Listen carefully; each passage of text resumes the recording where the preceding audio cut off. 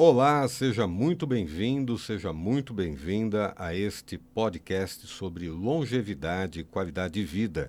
E hoje nós vamos tratar sobre questões importantíssimas a respeito da saúde do fígado, esta que é a maior glândula do organismo humano e também muito maltratada em alguns períodos do ano, né? Para falar sobre isso, nós vamos conversar agora com a professora Perla Schultz, que é professora doutora e hepatologista aqui do Hospital Santa Isabel, e também com a professora doutora Amone Murat, que é coordenadora do curso de farmácia aqui da Universidade Presbiteriana Mackenzie.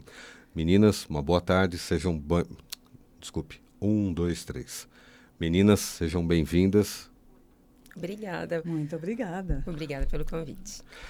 Professora Perla, vamos falar sobre a questão do fígado e temos aí pelo menos 3 questões básicas que levam a problemas graves do fígado, começando com aquele que é o mais comum, vamos dizer assim, o mais vulgar dos temas, né? Mas não menos importante, que é a história do álcool. Muitas vezes as pessoas só associam os problemas de fígado às questões relacionadas ao excesso de bebida. Mas, infelizmente, nós temos vários outros problemas que acometem o fígado.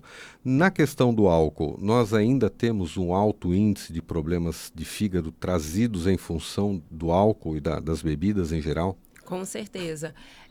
Infelizmente, a gente coloca o álcool na nossa cultura, né?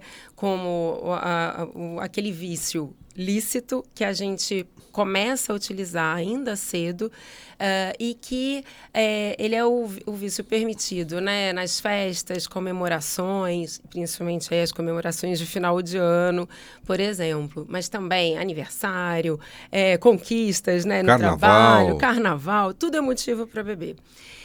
O que a gente acaba vendo é que até algum tempo atrás a gente via muito a doença hepática associada ao álcool, principalmente nos indivíduos do sexo masculino.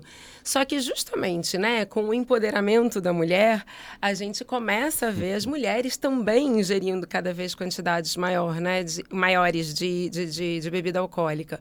E por isso a gente vendo cada vez mais precocemente essas mulheres, junto com os homens, evoluindo com doenças crônicas associadas ao álcool ali no fígado.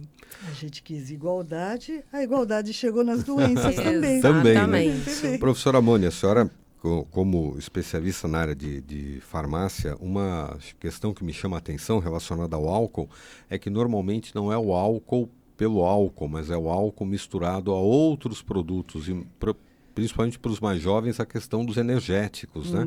Que maqueia o sabor, principalmente de bebidas muito ruins, com a ideia de que essas pessoas possam ficar mais alegres, mais dispostas, mais energizadas, né?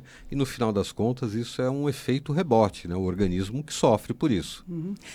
Vamos só assim, se a gente pensar que o fígado é o nosso laboratório, é o que metaboliza, que transforma tudo que cai dentro do nosso organismo, qualquer alteração que ocorra nele vai repercutir muito mais.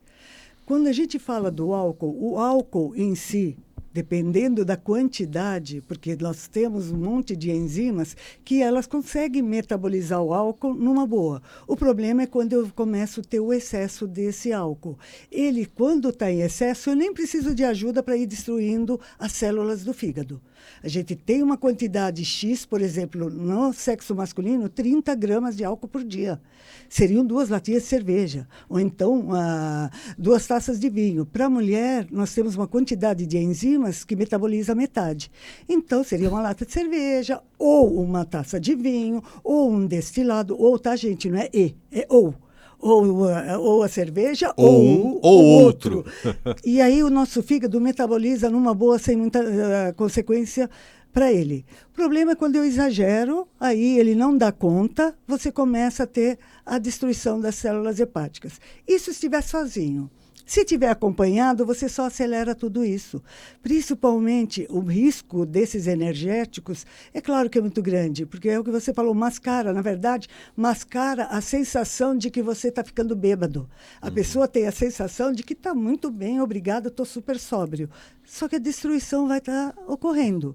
Isso nos jovens. Agora, quando a gente fala em relação à longevidade, quando a gente fala dos 60 a mais, por exemplo, a gente tem que lembrar que com o tempo a gente começa a ter perdas de estruturas. O fígado mesmo é um órgão que, com o tempo, a gente vai ver que o tamanho dele diminui. É inacreditável. Você pega um fígado de um adulto jovem e pega o fígado de um idoso, o tamanho já tem uma grande diferença. Isso pessoas saudáveis, porque a gente tem uma perda natural, fisiológica dessas estruturas. Com o tempo, né? E aí, com isso, a gente tem menos condição ainda de estar exposto a álcool, a qualquer produto tóxico, a medicamentos sem que seja de uso racional. Então, o fígado ele se atém muito a fazer toda a parte metabólica para que a gente fique bem. Mas se a gente exagerar, ele não vai gostar nem um pouco e as consequências aparecem.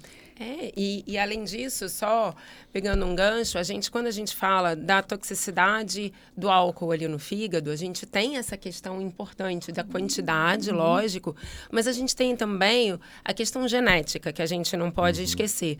Então, não é à toa que, assim, você tem pessoas que ingeriram uma quantidade muito menor por um tempo muito menor e já evoluíram com doenças mais avançadas ali no fígado. Já tem outras pessoas que demoram mais tempo para conseguir estar tendo essa evolução para a doença hepática.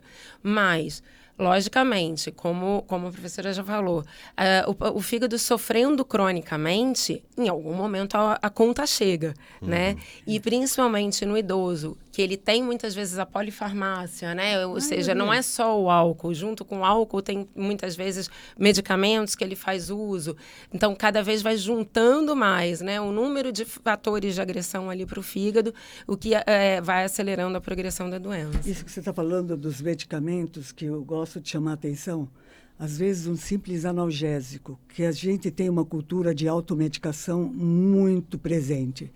Um simples analgésico ele pode ser chamado hepatotóxico, ou seja, que pode levar toxicidade ao fígado. Então, não dá para ficar tomando medicamento de forma aleatória. E normalmente, a maioria das consequências, a gente vê que é tempo dependente e dose dependente. Tem gente que faz uma amizade tão íntima com os medicamentos que vai tomando direto e acha que não está fazendo mal. E, enquanto isso, está tendo uma detonação das células do fígado e outras, rim também. Então, a gente tem que tomar muito cuidado com automedicação. Só deve tomar o medicamento quando é um medicamento prescrito sob orientação. Mesmo que seja um medicamento isento de prescrição médica, não tome sem orientação para você saber como é que você vai fazer. Às vezes a gente acha que o paracetamol, que é um MIP, não tem tarja, não tem nada. Só que dependendo da condição clínica do paciente, ele pode ser fatal. A dose pode ser fatal, na verdade. Professora Pella, acho que aproveitando que a professora Mônica está colocando, tem um fator importante que, assim, infelizmente, nós também temos uma cultura das pessoas que bebem e dizem que não percebem, né? Então, não, eu sou resistente, não tenho problema, eu posso beber e continuo. Então, a pessoa toma uma garrafa de um destilado, toma uma garrafa de vinho, tome várias latinhas de cerveja e diz, não, estou bem, não tem problema. E isso também com relação a remédios, né? Porque às vezes tem pessoas que são mais sensíveis, tomam lá uma aspirina e já cai, né? E às vezes tem pessoas que tomam lá uma carga monstruosa de medicação e diz, não, meu organismo está bem, eu continuo saudável e tal, mas internamente a gente não está medindo as condições do fígado, do rim. Eu queria que a senhora falasse um pouco disso, porque o que parece ser uma vantagem competitiva a médio e longo prazo é uma desvantagem para o organismo. Não, com certeza. Eu costumo sempre dizer para os meus pacientes que o fígado é um órgão que ele sofre calado, né? Ao contrário do que a gente pensa, né? De que, não, eu tô... Muitas vezes as pessoas falam, eu tô com uma dor aqui na barriga, é meu fígado. Eu tô com uma queimação, é o fígado. Na maioria das vezes, não é o fígado. Por quê? Porque ele tem a capacidade de se regenerar muitas vezes e ele vai tentando, né, corrigir ali o fator, a agressão que ele está sofrendo. Mas vai chegar um momento que ele não aguenta mais. E aí é quando eu costumo dizer que aí ele grita. Né? Aí é quando ele vai gritar. Só que muitas vezes é tarde, né? Exatamente. A grande questão é que, na maioria das vezes, quando o paciente já tem sintomas associados a alguma doença do fígado, ele já está tendo alterações dos exames laboratoriais, de função do fígado já mais comprometido, né? A gente já vai ver só numa fase mais tardia. E é exatamente como você falou, quando a gente fala de ingestão de bebida alcoólica, tem pessoas que com pouca quantidade de bebida alcoólica já ficam, né, mais altas, já com uma grande quantidade de bebida com pouca quantidade de bebida alcoólica, também podem evoluir para uma doença mais avançada do fígado, né? Além disso, quanto às medicações, pegando o gancho aqui do que a gente falou, infelizmente, a gente vive numa cultura tanto de automedicação, né, de que as pessoas acham que podem tomar o remédio que o vizinho recomendou, e principalmente a gente vive numa cultura das ervas, né, dos fitoterápicos, das medicações naturais, entre aspas. Só que a gente esquece que mesmo os remédios que a gente compra na farmácia, né, eles vieram, na maioria das vezes, da natureza também. Ou seja, se eu estou fazendo uso de uma medicação, um chazinho de erva, tudo, porque eu acho que ele tem um potencial efeito benéfico para o meu organismo, ele não deixa de ser uma droga. E é uma droga que vai ser metabolizada ali no fígado. E essa droga, ela não foi adequadamente estudada. Então, a gente não sabe, além do potencial efeito benéfico dessa droga, qual é o potencial efeito maléfico, né? Ou seja, qual o potencial efeito colateral que essa droga pode ter, se depende de dose, se não depende de dose, qual é a dose tóxica, né? Então, essa é a nossa grande preocupação quando a gente fala dos fitoterápicos e suplementos, e novamente ressaltando a importância, então, de se fazer uso mesmo essas substâncias, somente sob estrita orientação e recomendação do médico, né? Quer dizer, de uma forma geral, aquele pessoal que usa, por exemplo, o chá de boldo, o chá de carqueja por causa do fígado, chá né? verde. Chá verde. Cúrcuma. Né? Tinha uma época também que o pessoal tomava, agora, graças a Deus, parou, pelo que eu tenho visto. Um pessoal tomava muito chá de confrei, né? Mas ainda temos bastante. Mas que também é tóxico em alguns muito aspectos, tóxico. Né? Então, quer dizer, há uma série de problemas, isso não é uma coisa tão simples, né? No caso do fígado, mais ainda. Não pode fazer, as pessoas às vezes pelo nome da planta acham que vai pegar qualquer parte da planta e fazer um chazinho. Cada uma dessas plantas, ela tem uma parte que tem seus princípios ativos e tem as suas toxinas. Exatamente. Depende da parte que foi utilizada, de como é que foi feito. Gente, pode virar um veneno. O veneno também vem das plantas. Então, a pessoa tem que ficar muito alerta quanto a isso. Não se arriscar a tomar nada sem que tenha algum profissional da saúde por trás para orientar. Quando é chazinho, quando é MIPA, essas coisas, os farmacêuticos estão na farmácia. Eles podem orientar. Ou então em qualquer outro lugar, as universidades, a maioria delas já tem essa parte de fazer orientação para que a pessoa não faça uma automedicação irresponsável. E quando é um medicamento tarjado que tem que ser vendido sob prescrição médica, aí mais ainda, porque as tarjas, elas não vêm de enfeite. Quando eu tenho uma tarja no medicamento, é porque foi estudado o nível de reação adversa, de efeito colateral, de consequências. Então, a gente tem que ficar muito alerta quanto a isso. E o fígado é o órgão metabolizador? É. Ele é o primeiro a ter sua saúde afetada em todos os nossos órgãos? Sim. Logo em seguida vem o rim, mas o fígado é o primeiro que tenta biotransformar aquele produto que a gente utilizou. E é aí, o nosso filtro, né? É o grande filtro do organismo, né? É importante lembrar as questões das doenças metabólicas, doutora, que também são, acho que, o segundo item aí que mais causam problemas de fígado, né? Com certeza. As pessoas acham que uma doença metabólica, o fígado está lá quietinho, como a senhora colocou, ele não se manifesta, mas ele também sofre com todas elas. Né? Exatamente. Hoje, a principal causa de procura do paciente, né, no consultório do hepatologista, tanto em sistemas de saúde públicos quanto privados, é a doença hepática esteatótica, ou mais comumente conhecida como doença gordurosa do fígado, né, a gordura no fígado. E a doença esteatótica também é considerada hoje aí a primeira causa de evolução para o câncer no fígado, né, o câncer primário do fígado, além de estar associada também ao aumento de risco de outros tipos de tumores no organismo, fora do fígado mesmo. E também a segunda causa, só ficando atrás do álcool, de causa de cirrose hepática, né, e da doença terminal do fígado. Mas, doutora, a senhora colocou a sua outra colocando na sua outra resposta, que o fígado tem a capacidade de se regenerar. Mas depois de trancos sucessivos, né, dizendo assim no português popular, né, depois de tantas pancadas sucessivas, chega num não momento tem como, que aí né? ele não consegue mais. E exatamente, a doença esteatótica, ela é a doença diretamente relacionada com síndrome metabólica, que eu sei que a gente vai ter aí outros podcasts falando especificamente disso, que é a doença do milênio, né? A doença esteatótica, a síndrome metabólica, ou seja, alteração da glicemia, sobrepeso ou obesidade, alteração da pressão arterial, alteração do colesterol, tudo isso levando à deposição de gordura nos órgãos, né, inclusive no fígado, vai levando a um comprometimento, a uma inflamação crônica do fígado, que a gente chama de uma esteatohepatite, e essa inflamação crônica, com o passar do tempo, dentro de 20 anos, 10, 20 anos de evolução, pode chegar até o quadro, novamente, da cirrose hepática, né, e do câncer primário do fígado. E hoje, para você ter uma ideia, na nossa população, né, tanto na população mundial quanto aqui na população brasileira, a gente tem mais ou menos 60% da nossa população com sobrepeso ou obesidade.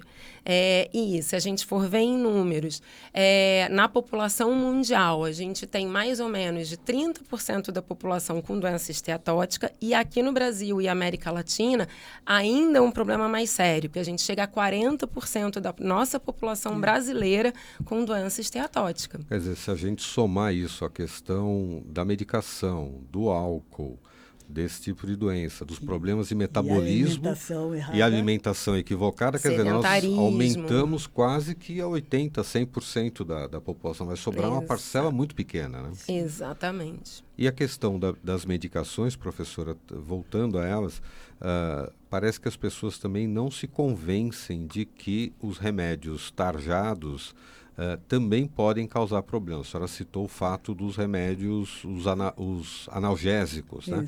Tem pessoas que consomem analgésico como bala, né? O cidadão come aquilo quase que o dia inteiro. Infelizmente, essa é a nossa realidade. Quer dizer, mas se tem uma dor constante, tem algo errado, né, professora? Exatamente, tem. Se existe alguma causa, essa causa que tem que ser cuidada. Não adianta eu ficar mascarando. Muitas vezes, os próprios analgésicos anti-inflamatórios, eles estão sendo utilizados de forma equivocada. Você está mascarando a causa desse seu desconforto, porque não adianta. Não é normal eu ter desconforto ad eterno. Eu posso ter um desconforto hoje, eu posso ter comido alguma coisa que me fez mal, eu posso ter passado num espaço muito abafado, muito sol, posso ter bebido demais, aí você tem uma causa e é pontual. Agora, se eu estou tendo que fazer uso de medicamento diariamente há muito tempo, opa, tem alguma coisa errada. Você tem que procurar a causa. A gente já teve um caso, que infelizmente é real, de mãe que a criança estava com muita febre, era uma criança, estava com muita febre, de ligar para o estabelecimento falando, olha, a minha filha está com muita febre, eu posso dar paracetamol que eu tenho em casa? Só que a pessoa que foi orientá-la nem perguntou qual a idade da filha, e ela nem perguntou se era um profissional ou se não era. Simplesmente falou, não, pode dar paracetamol. Aí depois de umas 3, 4 horas, a febre voltou. Posso dar de novo? Ele, claro que pode dar. Hepatite fulminante. Era uma criança tomando dose de 750 miligramas, criança, que não poderia estar tomando. Adulto pode, ela não poderia estar tomando e ela repôs. Erro de todos os lados. Primeiro, que não se faz isso, não se pergunta por telefone. Segundo, quem está atendendo do outro lado nunca pode se arriscar. Olhando olho no olho, já é difícil de você entender se a pessoa está conseguindo alcançar o que você quer falar. E a gente viu. Então, gente, para essa criança foram 2 comprimidos. Então, imagina, morte. Não foi assim, ela morreu por hepatite por causa de paracetamol, que até gestante, até um tempo atrás, tomava rodo. Então, a gente sabe que medicamento não é bala. Medicamento é coisa séria. Não se usa medicamento sem orientação adequada. Não importa se é sem tarja ou com tarja. Medicamento, ele tem que ser utilizado na hora certa, para a doença certa e principalmente para o tempo certo. Não ache que o medicamento virou seu amigo, eu posso tomar a qualquer momento. Seu fígado, a doutora estava falando, em relação à regeneração, muitas vezes a regeneração não alcança o tempo de destruição. Eu estou tendo destruição muito mais rápida e não consigo regenerar a tempo. Então não adianta a gente ficar brincando com a sorte. E temos um terceiro item tão importante quanto, que também causa problemas, a questão do fígado, que eu queria que a professora também detalhasse para nós, porque nós normalmente pensamos a questão do álcool e dos remédios, mas tem um outro vilão aí que também proporciona muitos problemas do fígado, doutora. Exato, que são as hepatites virais. Só um adendo, antes da gente estar falando Pois das não. hepatites virais, só complementando das hepatites medicamentosas, eu acho que só faltou a gente citar uma outra classe de medicações que cada vez está mais na moda e que, quando a gente olha ali a saúde do fígado, a gente tem que ter uma atenção muito grande, que são as reposições hormonais. Né? E que a gente está cada vez mais vendo isso sendo prescrito, tanto para as mulheres, né, no período do climatério, pós-menopausa, quanto para os homens também, tanto para ganho de massa muscular, quanto também na fase da andropausa.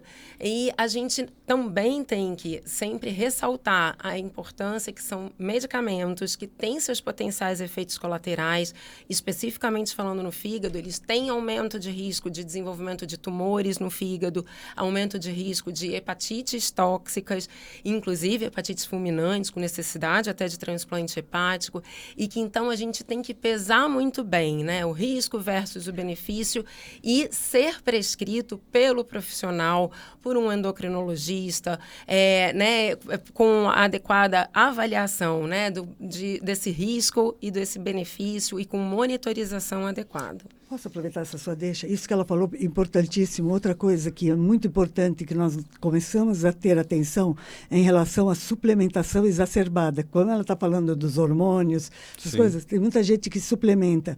Lembrar que proteína não tem armazém.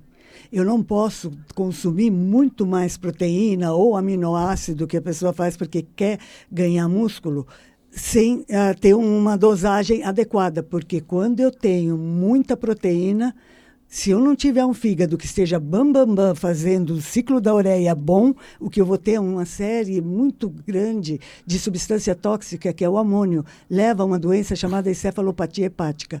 E as pessoas estão suplementando de maneira, assim, astronomicamente errada. Em todas as idades, Em né? todas as idades. Assustadoramente. Sim. Você tem alterações renais também associadas. É importante a gente ter sempre, né, a avaliação adequada, indicação, acompanhamento médico. Não é o tipo de medicação que, novamente, porque o vizinho usa e funcionou com ele. Não pode ser dessa maneira, porque assim, você pode ter resultados rápidos, mas as consequências, elas são duradouras, né? Sim. E para a gente poder fechar, doutora, a questão das hepatites virais. Hepatites virais, que são assustadoras também, né? Exatamente. Hoje, graças a Deus, com o advento, primeiro, das vacinas, né, para as hepatites A e principalmente para a vacina da hepatite B, a gente vem observando, né, uma redução de número, né, de casos das hepatites B, e com a melhoria no tratamento, né, da hepatite C, a gente também reduziu bastante o número de casos da hepatite C na população. Mas, como a gente está falando principalmente aqui das hepatites crônicas, virais, hepatite B e hepatite C, que são vírus transmitidos ou por via parenteral, ou seja, através de contato com sangue contaminado, ou, no caso da hepatite B, também por via vertical, ou seja, da mãe para o bebê durante o parto, principalmente, e por transmissão sexual, a gente ainda vê, vira e mexe, né, casos novos chegando para a gente. Como são quadros de doenças do fígado que vão evoluindo silenciosamente até a fase mais avançada da doença, o que a gente vem sempre recomendando é o rastreio, né, na população.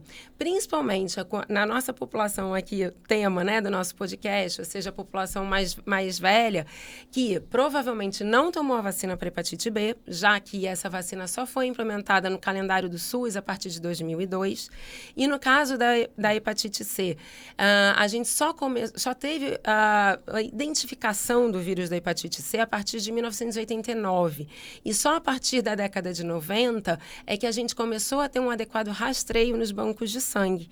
Por isso que as pessoas que receberam doação de sangue antes disso, ou mesmo as pessoas que se vacinavam antes disso, porque antes a gente usava as vacinas com aquelas pistolas, né, que eram de uso comunitário, né, elas são as pessoas que mais risco têm de estarem contaminadas e muitas vezes nem saberem do seu diagnóstico. E por isso que uma campanha que foi iniciada lá nos Estados Unidos pelo FDA e aqui o Ministério da Saúde também abraçou, de que principalmente, né, pacientes nascidos entre 1945 e 1965, independente de por que eles vão ao médico e qual a especialidade médica, que a gente deve sempre recomendar a realização dos testes sorológicos para detecção, já que são doenças que têm tratamento. Muito bom. Eu quero agradecer aqui a participação da professora doutora Perla Schulz, que é hepatologista do Hospital Santa Isabel, e também da professora doutora Amone Mourat, que é coordenadora do curso de farmácia aqui da Universidade Mackenzie, ambas nos falando sobre os problemas e a necessidade de uma atenção maior com a saúde do fígado. Meninas, obrigado pela participação, foi um prazer tê-las aqui. Obrigada, O prazer foi prazer. todo nosso. Já vou falando por nós, o prazer foi todo nosso. Com certeza. Foi nosso também. Passar essas informações para a população é um grande prazer para nós, porque com isso a gente vai fazendo o nosso papel de educador da saúde. Perfeito. Nós que agradecemos. E você que está nos acompanhando, em breve mais um conteúdo a respeito de saúde e qualidade de vida para você.